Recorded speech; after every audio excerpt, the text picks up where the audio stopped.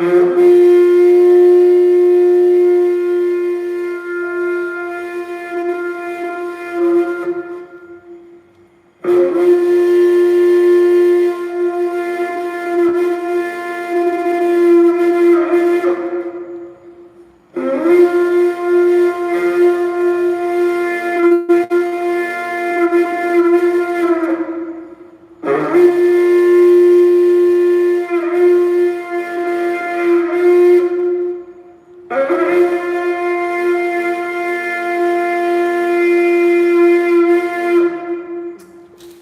Hebrew brothers and sisters, the 12 tribes of Israel, scattered all over the earth, let me take this moment to say Shabbat Shalom. And I trust you are having a great Shabbat. My brothers and sisters, I decided that these few moments I'm going to go live with you.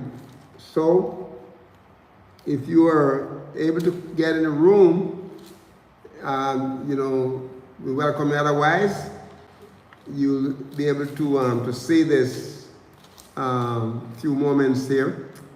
The what we refer to as the meditation, Shabbat meditation, and I just want to just talk to you live today.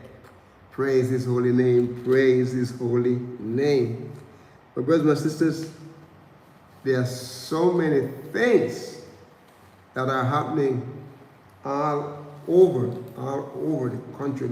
I'm sure, you've seen what's going on in politics, and I don't have to even enter into that tonight, but at least, you see what's going on, and most recent news, okay? So we want to talk tonight about being wise. And my brothers and sisters, I always ask the question. I know the answers. I know what the answers are in the scripture. But sometimes you still have this tendency to ask yourself questions. All right. How did we get to where we are? Is a question. And I'm sure we could come up with all kinds of answers. But I think, my brothers and sisters, a passage that I read over there in 1 Maccabees chapter 1, to get the whole full gist of it, you have to read the whole chapter. This chapter 1, this verses 1 through 64. I'm not going to be able to go through all of that with you today, but at least I want to touch on some things. How did we get to this point? And I'm going to read a verse from 1 Peter. 1 Peter chapter 5 and verse 8. This is what it said. It said, be sober, be vigilant, because your adversary, the devil, or the Hasatan, as a roaring lion, walking about, seeking whom he may devour.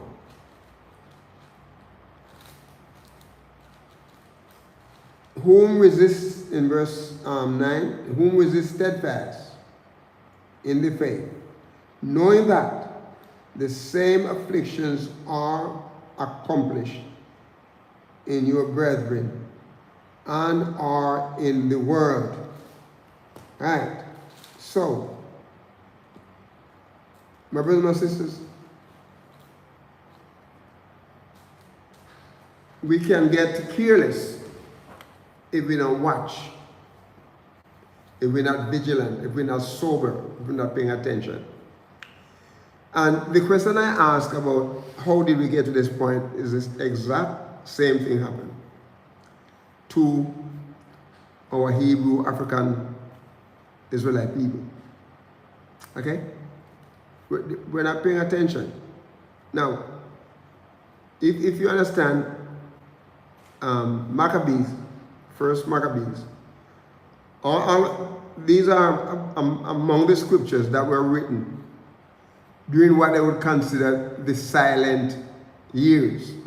You know, they talk about 400 years of silence where people didn't hear from Yahweh, that Yahweh didn't speak to any prophet.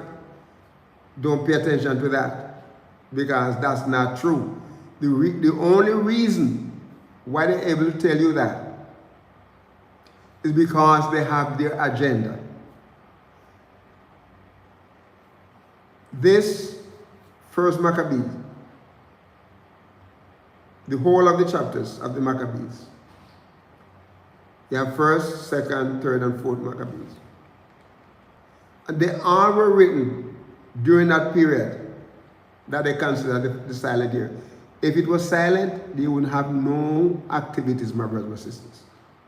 Activities were going on. So the Christian church and the beginning, the Christianity came up with this idea so that they could fool you and make you accept what they have.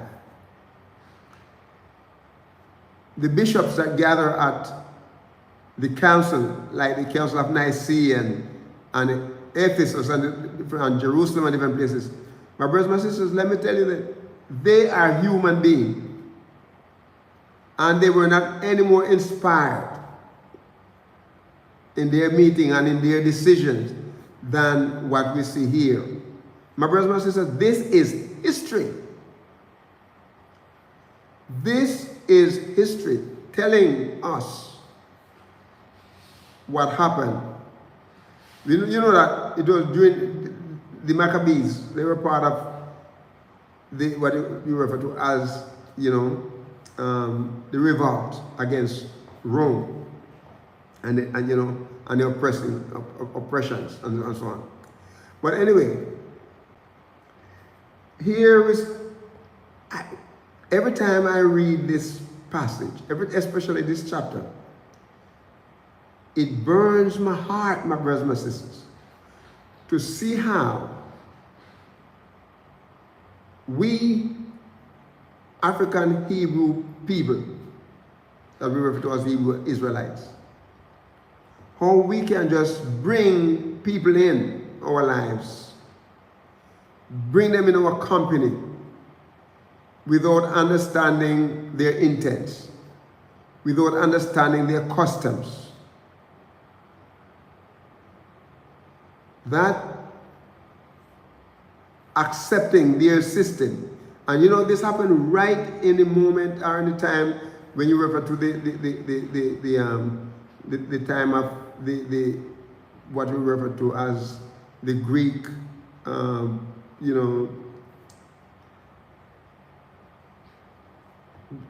revolution, where they came in with their ideas that affect the world,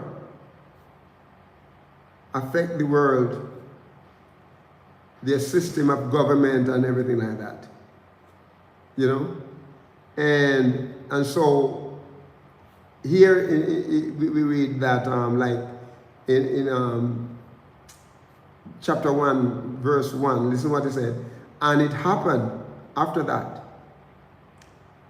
Alexander, son of Philip, the Macedonian, who came out of the land of Kittim. Now, Kittim was what you would refer to as the present day Kittim is Larnaca. You I don't know if I'm pronouncing it right, Larnaca, which was like on the east coast of Cyprus, and that's the present day. Okay, Chetim or Kittim, you're going to see that in the scripture. And he came out of that land, right? And he came and he fought against Darius, king of Persia and the Medes, right? That he reigned in their stead. So that means he captured them, he captured them and he reigned. He reigned. He reigned in their stead and the first over Greece, right? So he made wars. This man, he made wars. And he won many strongholds. and he slew the kings of the earth, of the then earth, right? And he went through the ends of the earth. I mean, he was traveling all over the place. And he took spoils of many nations, right? In so much that the earth was quiet before him. People were so scared of this man, right? Of this ruler. And so he was exalted. And then not only that he was exalted, you know, his heart, you know, was lifted up in a pride, you know, and he said, and he gathered mighty strong hosts, and he ruled over countries and nations and kings who became tributaries to him, right? And after these things, he fell sick. He think he was going to live forever. He fell sick, and he perceived that he should die. Right? Wherefore he called his servants, such as were honorable and, you know, had been brought up with him from his youth. I mean, his friends, they grew up together, and so trusted people to him, right? And he parted his kingdom among them, right? While he was still alive. So Alexander reigned 20 years. And then he died. And his servants, you know, they ruled everyone in his place. And after his death, they all put crowns upon themselves. They crowned themselves. You know, so did their sons after them, many. I mean, it was like a self-rule, right? They proclaim themselves kings, right? And so they did many years, and they said, and evil were multiplied in the earth. And so there came out of them a wicked, you know, root, Antiochus, surname, Epiphanes, right? So Antiochus Epiphanes, and he was the son of Antiochus, the king who had been, you know, a hostage at Rome, and he reigned in, you know, about the 137 years after the king of the Greeks, okay, or after the kingdom of the Greeks. So listen to this now, and this is something here, right here, I wanted to listen to it clearly. Okay, look at this. Look at this happening. Okay, now, right here we talk about Africans,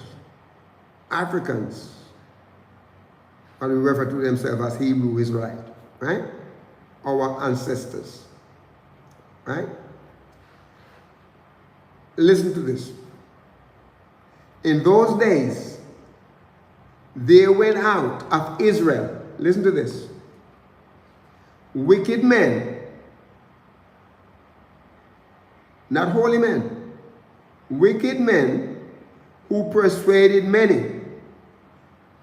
And they said, let us make a covenant with the heathen that are round about us. For since we departed from them, we have had much sorrow. Wicked men, wicked African Hebrew Israelite men. When I say African Hebrew Israelite men, remember, Israel is Northeast Africa, and that's where they are. Okay? Wicked men. They persuaded many people to make a covenant with the heathen, with the Gentile that are round about them. He said, for since we departed from them, remember there were among them They were among them in captivity. Remember?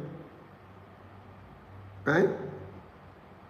No, they're not with them anymore. They came out of them. And since they departed from them, they have nothing but many sorrows, much sorrows. So, whatever the plan was, it suited these people. They were well pleased with them. So, this device pleased them well. Then certain of the people were so forward hearing that they went to the king, who gave them license to do after the ordinances of the heathen. They went to the leaders and they got license. In other words, they got the go ahead, okay. And so they're going to do after the ordinances of the heathen. The heathen is not doing the ordinances of Israel. That means they are putting aside all the things that Yahuwah wanted them to do. They're putting all of that aside. And they're going to join up and going to do exactly what the heathen do. Whereupon they built a place of exercise at Jerusalem according to the custom of the heathen. In other words, they build gyms or stadiums or whatever it is. They're going to be involved in races, athletic components that they build, like a stadium, with all kind of, they're going to enter into different kind of sports, exercise, and so on. And they build it exactly according to the heathen, what the heathen wanted. Right? And they made themselves uncircumcised and forsook the holy covenant and joined themselves to the heathen and were sold to do mischief. My brothers and sisters, what they did, okay, in the history, in sports,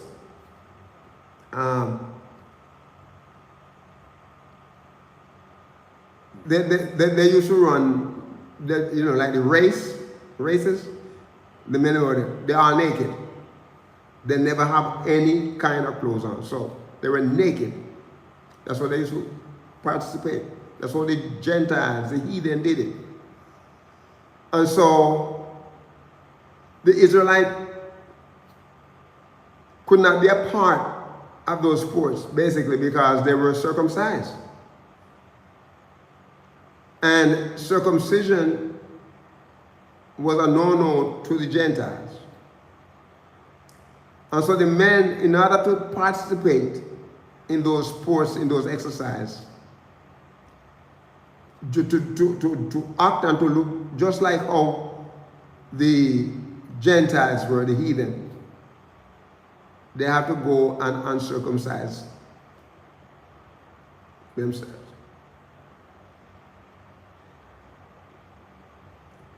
They put themselves through all kind of pains in order, mutilated themselves in order to look just like the Gentiles, the heathen, because the heathen did not believe in circumcision. And they did not want to participate with men who were circumcised. So they have to uncircumcise themselves. My brothers and sisters, he said, when the king, now, listen to this in verse 16. When the king was established, that means Antiochus, when he was established, everything was, When he was established now, you know what he did? He thought to reign over Egypt. So knowing that only want to reign over Israel, he wants to reign over Egypt. And by reigning over Egypt now, we're going to have two different dominions. You know, Egypt that he wanted, he thought to reign over Egypt, that he might now have the dominion of two realms. You're going to have Egypt now, and you're going to have Israel, plus wherever it came from. Right? Wherefore, he entered into Egypt with a great multitude of chariots and elephants and horsemen and a great navy. And he made war against Ptolemy. You remember Ptolemy? Ptolemy of Egypt. He was the first European ruler in Egypt. And he became the first European pharaoh in Egypt, Africa. Right? And so he made war with him. But he was so fierce, and he had so much,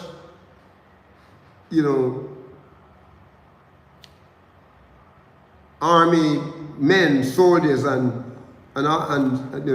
horsemen and elephants, and so Ptolemy was afraid of him, and so he fled away, and he was wounded to death. Thus, they got a strong city in the land of Egypt, and it took the spoil thereof. And after that, Antiochus had smitten Egypt. He returned again he returned again in the 140 and 30 year, and he went against Israel and Jerusalem with a great multitude. Israel, they caused all of this. They caused all of this on themselves. And he entered proudly into the sanctuary. And he took away the golden altar and the candlestick and of light and the vessels thereof, and the table of the showbread and the pouring vessels and the vase and the censers of gold and the veil and the crown and the golden ornaments that were before the temple, all which he pulled off. You see, just because Israel did not have faith to continue to trust in Yahweh. If they were walking with Yahweh, they wouldn't have so much sorrow among them. They would continue to do what was right. He took also the silver and the gold and precious vessels. Also he took the hidden treasures, which he found. And when he had taken all away, he went into his own land, and he made a great massacre. And spoken very proudly. Therefore, there was great mourning in Israel. In every place, my brothers, my sisters, and everywhere. So the princes and the elders mourned, and the virgins and the young men. All of these people, my brothers and my sisters, they were made feeble, and it said, and the beauty of women was changed. Every bridegroom took up lamentation, and my brothers and my sisters, that they sat in marriage chamber and was, in heaviness. The land was also moved for the inhabitants thereof, and all the house of Jacob was covered with confusion, because these men did not inquire of Yahweh about how to go into company with these heathens. And after 2 years fully expired,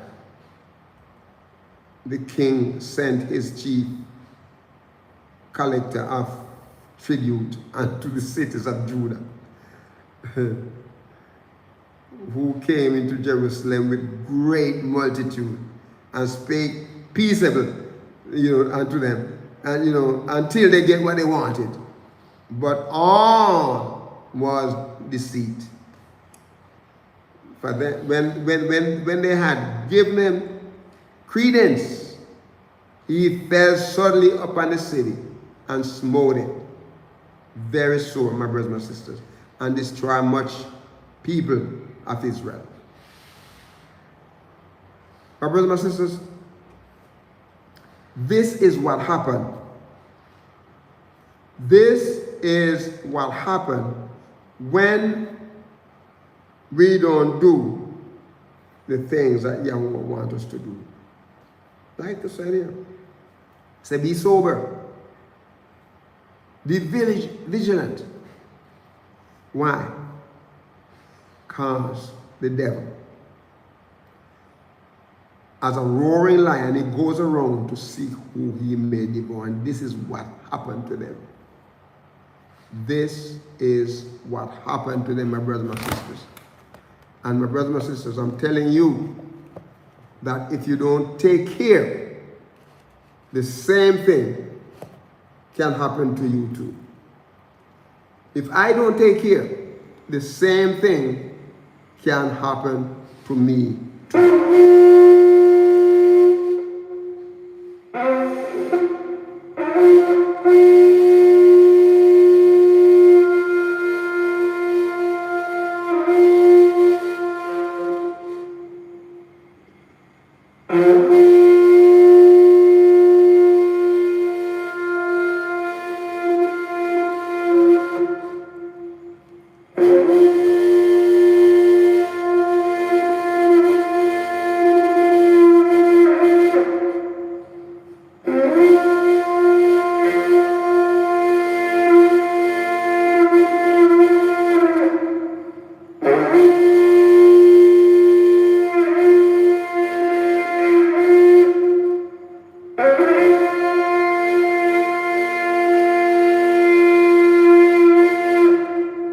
So my brothers and my sisters, as the scripture said, be sober, be vigilant, because the devil, he goes around as a roaring lion seeking those who he may devour. If we don't watch it, like I said, be wise. Be wise. And we're going to ask you to be a blessing to someone this Shabbat and walk with the King. Shabbat Shalom.